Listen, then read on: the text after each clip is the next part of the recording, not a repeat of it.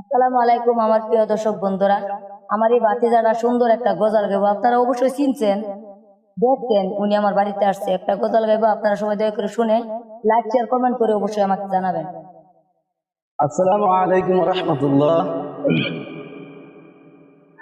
আজ না হয় কাল তুমি যাইবা কবরে, যাবার সময় দেখে বেঁচে গো তোমার ছবি রইল পরে, যাবার সময় দেখে বেঁচে গো।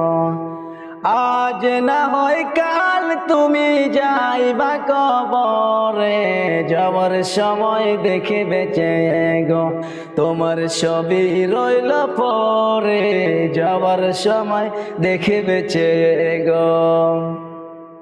দাদা গেল নানা গেল, কেউ এলো না ফিরে, সবারই যাই